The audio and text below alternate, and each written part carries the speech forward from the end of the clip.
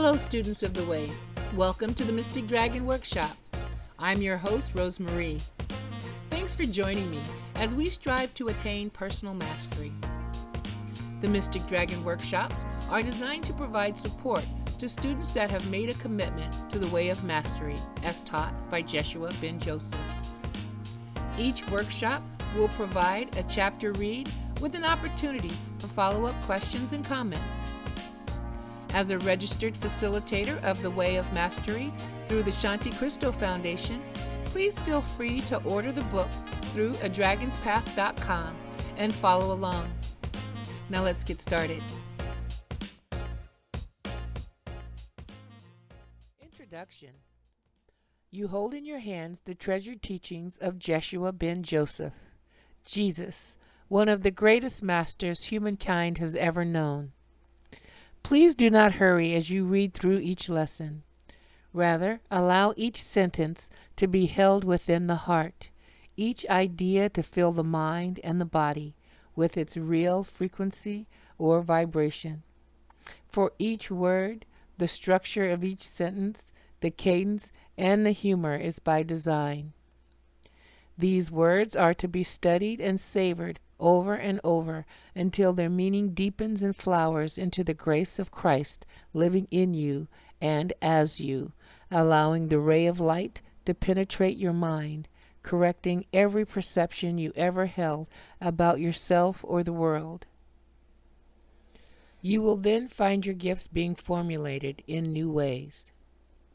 You will find that you have an unforeseen teacher revealing to you what you are ready to learn. And your life will begin to be guided by a voice that is not your own, until the voice you have called your own is no longer heard, and your mind will know perfect peace. Does this take time? You are as close as the choice to teach only love. The 35 lessons combined in this volume reveal the way taught by Jeshua himself, and now lovingly presented by him for you, so that the choice for love becomes your every thought, your every breath, your every action extended to the world as the awakened Christ. May you be transformed by the way of mastery in your unique process of remembering who you really are. I promise you this: if you become wholly committed to awakening from the dream you've dreamt since the stars first began to appear in the heavens, and if your one desire is to be what God created, then lay at the altar of your heart with every breath everything you think you know, everything you think you need, and look lovingly upon every place that fear has made a home in your mind, and allow correction to come. It will come. Regardless of how you experience it, it will come. And the day and the moment will arise, and all your pain and fear and suffering will have vanished like the wind that pushes the foam of the wave away, revealing the clarity of the ocean beneath you. You will literally feel throughout your being there never was a dream. Some memories might remain with you, and you will know that somewhere you must have dreamt a dream or had a thought of wondering what it would be like to be other than the way God had created you to be. But it will have such a faint echo that it will leave no trace upon you. In your heart, you will smile gently regardless of the circumstances in which you find yourself. There will be peace from the crown of your head to the tips of your toes, and that peace will walk before you wherever you go. It will enter a room before you enter it with the body, and those who are becoming sensitive will wonder who has come into their place. And some will even say, "Behold, I believe Christ has come for dinner." And you will be that one, for that is who you are, Christ eternal. Jeshua. Lesson 1. The Way That Calls You Home. Now we begin. And indeed, once again, greetings unto you, beloved and holy friends. I come forth in this hour yet again to abide with you where you believe yourself to be. For in truth, if it were not for the fact that you are choosing to turn your attention to the world of physicality through the vehicle of the body, our communication would not require the device that you call channeling, nor the devices of technologies of this world in which to record and capture spoken words that are themselves but the reflection of what the words would point your mind toward. Therefore, beloved friends, I come forward not for myself, but for you. I come not to teach you, but to love you, until you choose from the depth within your own being to set aside every illusion you have ever given credence to, and to remember the truth which is alone true. For indeed, in that hour there is a transcendence of all that knows limitation. There is a transcendence of all that knows coming and going, birth and death. There is but the mind of Christ within each of us, as a spark of divine light, as a sunbeam to the sun, rests eternally in perfect communion and communication always. Now, of course, the great secret is that is the state of your reality, that in each and every moment you abide in perfect communion with the whole of creation, since all things are but temporary modifications of the one fundamental energy which I have chosen to call the Christ mind, the offspring of the Father. And so, beloved friends, I come to you where you choose to be, and if you would choose to open the place within the heart and within the mind in which you can communicate with me directly, I will meet you there as well. What is important, then, by the way, our beginning, is to consider the simple fact that your experience is always the effect of where you choose to focus your attention of your consciousness, itself being unlimited forever, embracing all the many dimensions of creation. You abide in that which embraces all things, in all ways and at all times. And in truth, you do not know separation, birth or death, gain or loss. In this lesson, as you picked up this book, recognize how you as an infinite being have deliberately chosen to participate in a form of experience.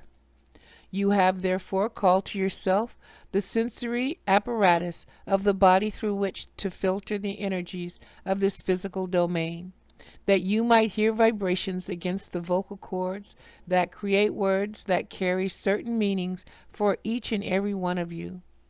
And each and every one will color the meaning according to the perceptions that you have chosen to place value upon. Does this mean that some are ahead and some are behind? It only seems that way. In reality, each of you is equal, each of you choosing from your infinite freedom to attract to yourself certain vibrational frequencies, if you will, certain forms or qualities of experience. Freedom is what you abide in, always, from before the foundations of this world and long after this world ceases to be. In each and every moment, then, you cannot be a victim of what you see, and nothing is outside you. What you experience, you have directly and deliberately called to yourself. And if you hold the thought that, well, I don't like what I've called to myself, that's perfectly okay too. Then you have called to yourself the experience of being in judgment of yourself. Merely look within the wonder of a child and see what it feels like and ask yourself, what is this energy I wish to continue in? Or would I choose something else? For ultimately, when all possible choices within the dream of separation have been made, have been tasted, have been felt, and have been known, then finally there emerges the still quiet voice of spirit that speaks through the soul. We'll come back to that later, whispering the one truth and the one reality, the one love, the one peace, the one bliss that is continual. Then the soul begins to turn from the things of this created world. It begins to withdraw its attention as it were, from the attachments to all the things it has called to itself. It begins to transcend its sense of identification with the vibrational frequencies it had only meant to play with, and then took seriously. For it is seriousness within the mind which is the creation of ego, and its great seriousness that holds the vibrations you would no longer experience within the field of your being, within the field of your soul. And as the soul, the individual divine spark begins to choose and withdraw the attention, to withdraw the value you have placed upon all things, and as you learn to simplify the nature of your own consciousness, as you begin to realize that you can surrender into something that seems beyond you, that you can entertain the insane thought of trusting the invisible, you come more and more to be less and less. And as you become less and less of what you thought you were, conversely, you become more and more of what your Father created you to be. The thought of perfect love and form, a channel, a simple vehicle through which the love of Spirit can shine forth. Your only task becomes the cleaning of your windows, the polishing of your floors, and the weeding of your garden, so that the light can pour forth unimpeded. No longer will you find the need to defend perceptions you had identified with in error. You will indeed know when you have come to that state of awakening, for you will be able to look upon all created things that you have experienced, all reactions you have ever held within the mind, all perceptions, all judgments, all desires that you've ever held for anyone and anything, and as they rise in your mind, they will no longer disturb your peace. And you will smile, and you will see that within your consciousness has risen all saintlyhood and all devilishness. You have been both saint and sinner, and your happiness and your unhappiness has been merely an effect of where you would choose to place your attention. Indeed, beloved friends, I come forth to meet you where you are, because I have chosen to use the infinite power of consciousness given me of the Father, as equally as it is given unto you, to discover how deep delight can be when the mind is focused only on seeing from and seeing only the mind of Christ. I have therefore called myself all multitude of experiences when even I walked upon your beloved earth as a man, in order to challenge myself, in order to test myself, in order to condition myself, to rise above and to transcend all possible experiences that could distract me from the remembrance of who I am.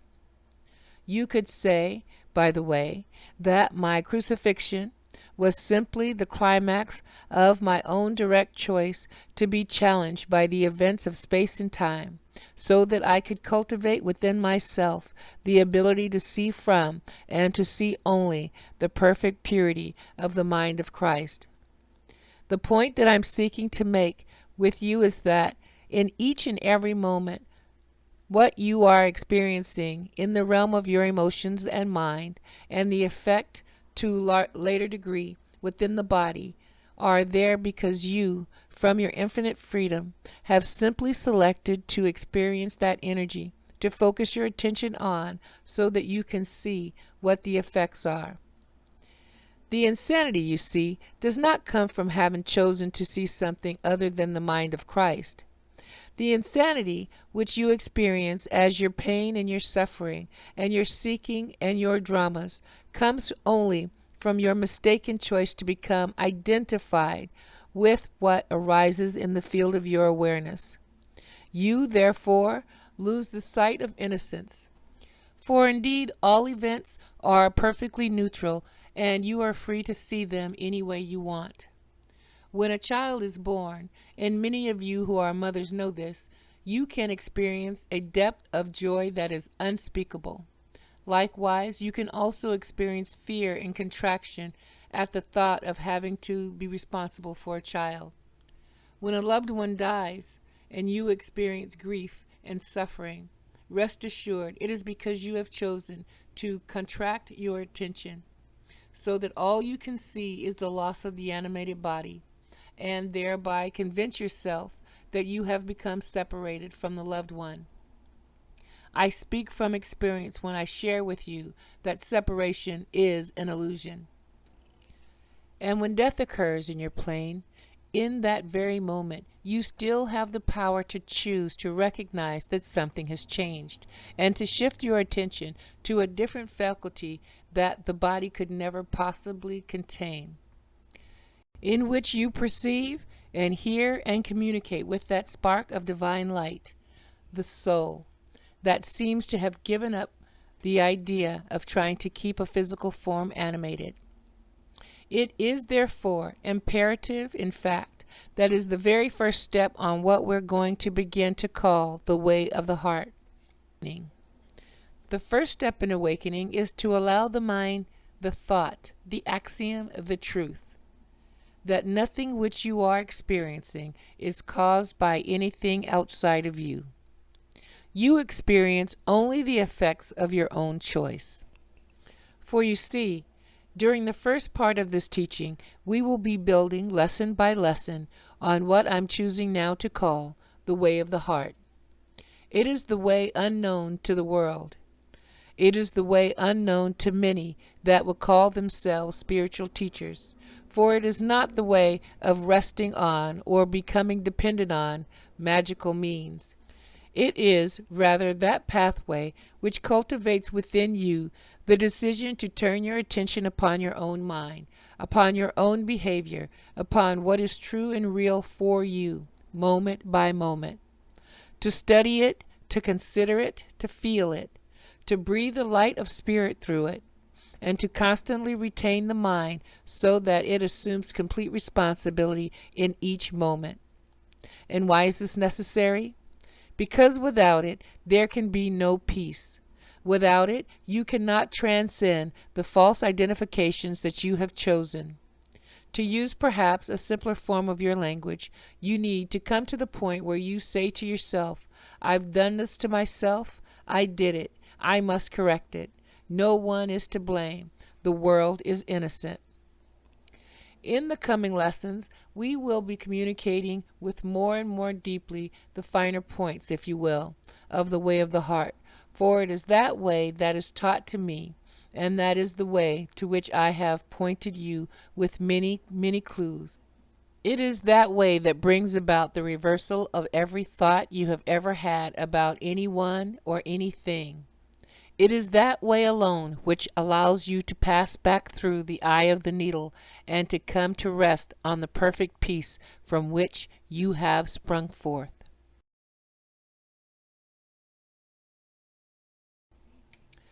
The way of the heart is not the way of the intellect, for indeed the aspect of the mind was never designed to be your master. It was designed to be a humble and, if you will pardon the expression, a very stupid servant of the awakened heart. The heart is that which feels all things, embraces all things, trusts all things, and allows all things.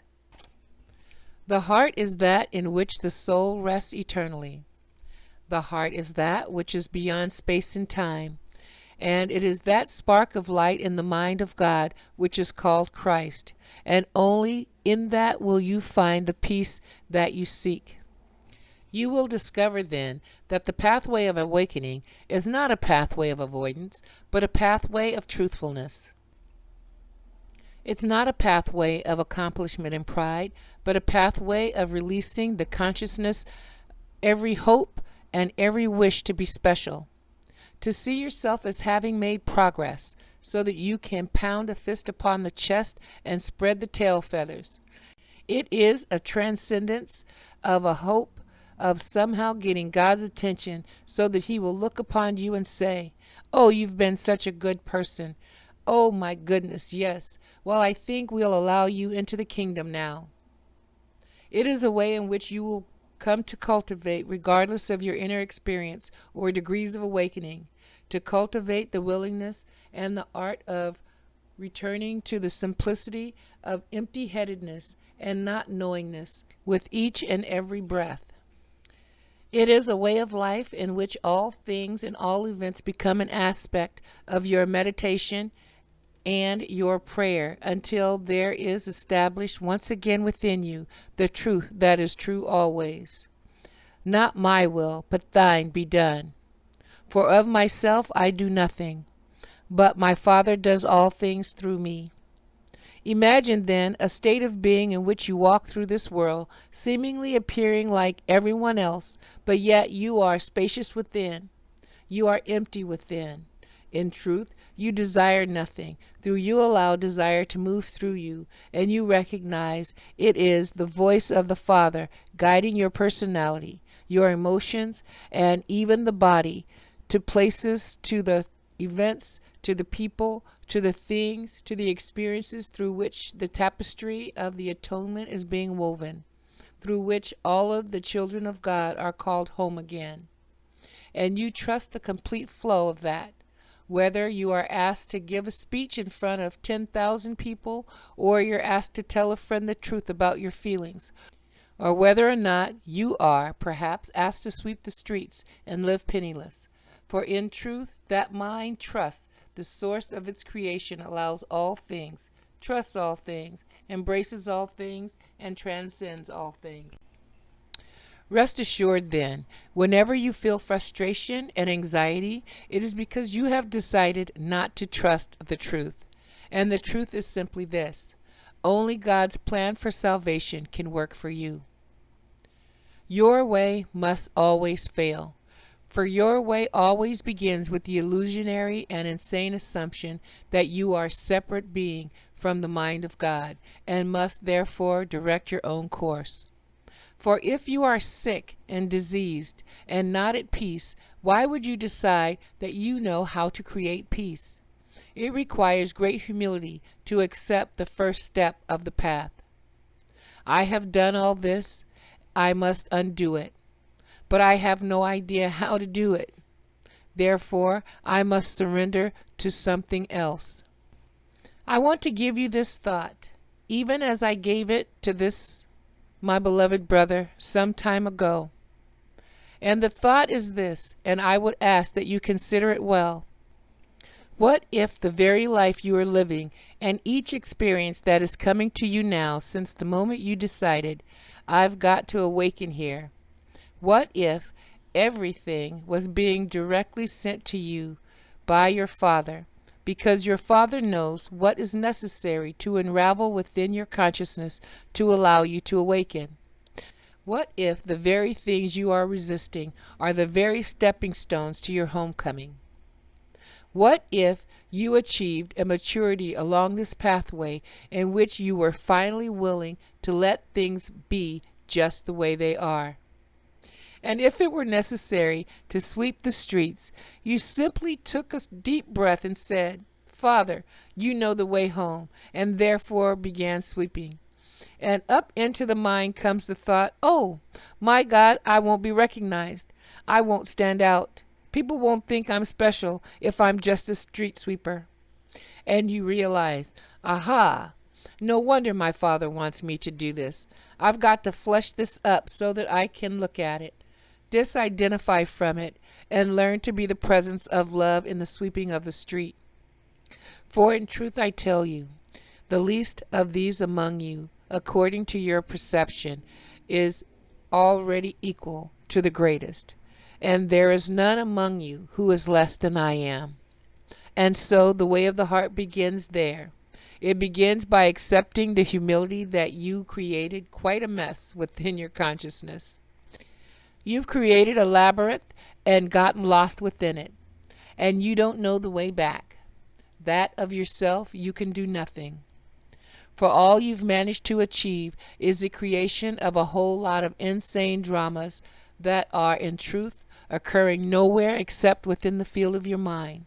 They are like chimeras, like dreams. In truth, there is no difference between a waking state in which you would be the director of your life and the dreams you have when the body sleeps at night. They are both the same thing. I wish to direct you to peace, even that peace which forever transcends the understanding and comprehension of the world. I desire, because my Father desires it through me, to bring you wholly to where I am, that you might discover there is someone that got there ahead of you. And when you look closely, you go, ah, it's myself. I've always been there, but I forgot. And in the end of all journeying, in the end of all purification, and indeed purification is still necessary, you will discover that to awaken means to have journeyed nowhere. It means to have arrived at a goal that has never been changed. Awakening is only remembrance, but it is a remembrance, not just of the intellect, for it is not an idea as you would understand ideas. It is an idea that vibrates through the whole field of your beingness, so that even the cells of the body, while yet the body remains coalesced together in its present form, even the cells of the body awaken, relax into the truth that is true always. The way of the heart, if you were a gardener, would you not cultivate the art of weeding your garden? Would you not look to see that the soil is just the correct dampness? Would you not keep your eyes on the clouds on the horizon and the heat of the day? Would you not cover the delicate plants that need protection while they grow strong? And if those that would come would not respect your garden, would you not ask them to leave or build a temporary fence until the garden is strong enough, until it bursts forth with enough fruit so that you can give to even those who would not respect it? Be you, therefore, the wisest gardener. Cultivate a deep love and respect for yourself, for you are not here to fix the world. You are not here to fix your brother or sister. It is only love that heals. And until you have loved yourself wholly, by having purified the mind and every erroneous thought you've ever held, until you've loved yourself, you do not in truth love anyone or anything, save in those brief moments when you let your guard down and the love of God shines forth through you so quickly you don't even know what happened. For the wise gardener cultivates the state of consciousness in which love of God is unimpeded. Beloved friends, those of you who have elected to answer the call to participate in this pathway with this family, if you would make your commitment to trusting your Creator, or having set before you a pathway that can indeed lead you home, you will indeed arrive at home. But commitment means you don't get to leave the room when the shouting begins. The shouting we're speaking of is the shouting within your own mind, within your own body, within your own emotions. That you will stay with these things by being honest about them and loving yourself for ever having the power to even create such insane perceptions of yourself and the world around you. The way of the heart is the final pathway that any soul can enter. There are many stages of awakening. There are many pathways that can be followed, but ultimately all roads lead to Rome, so they say. Eventually, each soul must find its way into the way of the heart and come back to the truth that it's time to take responsibility, to learn to cultivate the ability to look upon the deep and vicious blackness of what I have called ego, which is nothing more than a cesspool of denial. It is that which lacks the light, and begin to bring light back to it by simply observing your own mind, your own behavior, your own reactions with a sense of wonder, with is a sense of innocence, with is a sense of childlikeness. For it is not written that you must again become a little child to enter the kingdom. The little child simply marvels at all that he sees. Well, how about that? Can you imagine looking upon the deepest, darkest parts of your own shadow, your own denials, and being able to say, oh, how about that? Remember then that everything is neutral, and in truth, all that which arises within your consciousness has no effect upon the truth of your reality. The way of the heart, then, is a way of cultivating the decision to become identified with the light that can shine away all darkness, not by fighting with it, but by recognizing it, embracing it as your own creation, and choosing again. The way of the heart is the way I teach, and now we begin a more focused, shall we say, in-depth study to cultivate together that the way of the heart might become established within your holy mind. And we will be drawing, indeed, upon many sources. There may be some surprises according to who may choose to speak to you through this vehicle. But rest assured, at all times and in all ways, I have committed myself to gently directing the birthing and the manifestation of what you have come to call Shanti Christo. The idea was given by me, and what I give, I nurture, and what I create together with you, I do not abandon. Therefore, you will find that I will be here always. We will have yet to see whether you will be. The way of the heart calls you home. Remember then, always, that the truth is true always. Is it not time, beloved friends, to truly step into ownership of your only reality? The way of the heart does not know the word avoidance. The way of the heart does not know deception, manipulation, or control. The way of the heart does not know blame, although it watches these things arise as echoes of old patterns now outgrown. It learns to see them, to recognize them, like you might recognize certain kinds of clouds that pass through the sky, and then to return the attention of the mind that a new choice might be made. The way of the heart is the way that calls you home.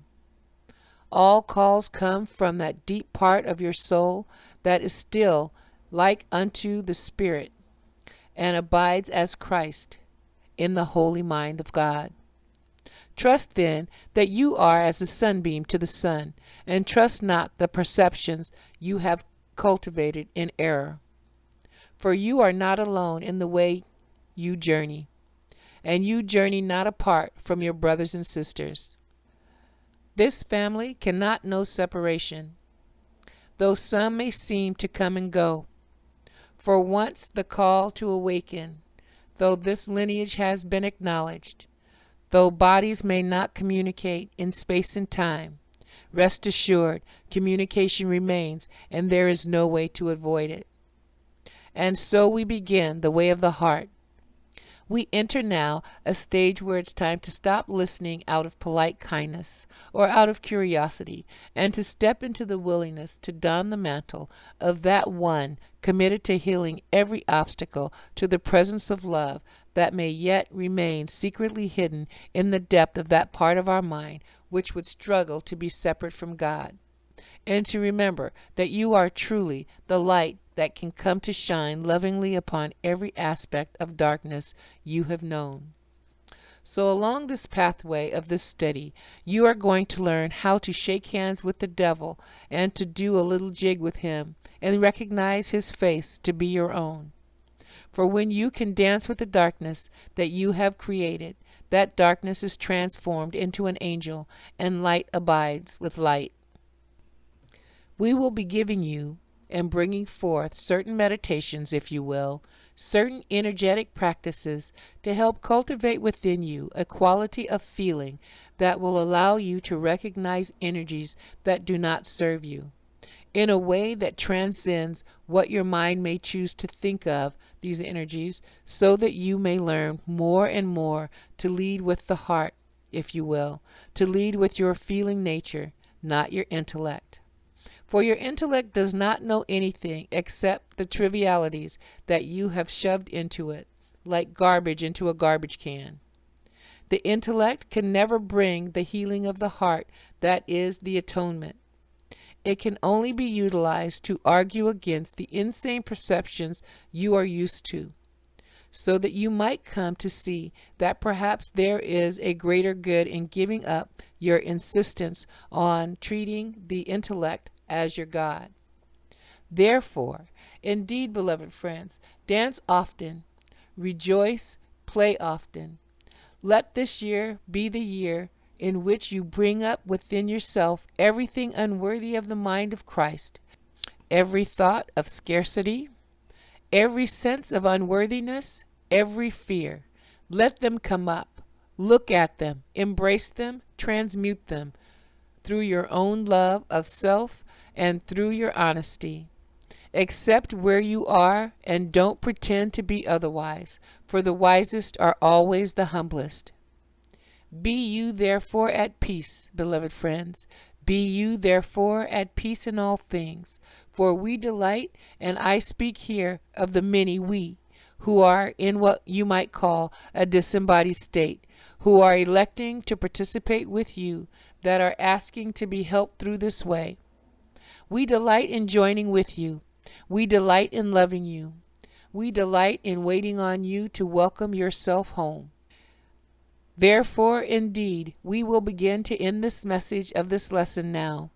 But as we close, I would ask that you would close your eyes for just a moment and take a deep breath into the body and let it go.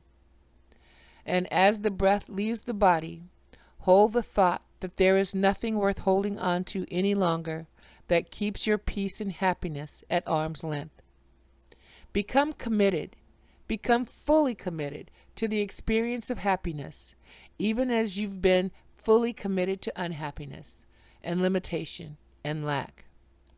Give your Creator full permission through this study to sweep the basement clean. There really isn't anything down there worth defending or protecting. And it will come to pass that you will know the perfect peace of empty-headedness, not knowingness. You will know what it means to be relieved of time and to be confronted by what is eternal. Peace be unto you always, and never once let yourself think that you are alone. It is what they call, what is the word you have? Haberdash. What is haberdash? That is an interesting term. It is nonsense for you to think that I'm not with you. You have asked, I've picked up the phone. We are in communication. That's the way it is. That's the way it will be until the end of all illusion. Amen.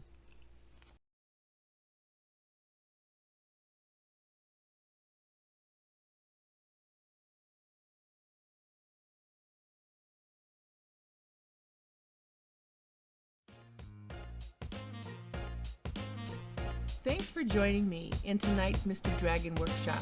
It's been fun and insightful. Please join me next week as we remove the clutter from our lives and live in an expanded consciousness. Follow me at adragonspath.com or call me at 971-255-1366 for dragon membership information or a one-on-one consultation. Namaste to each of you, and may mastery be your reward.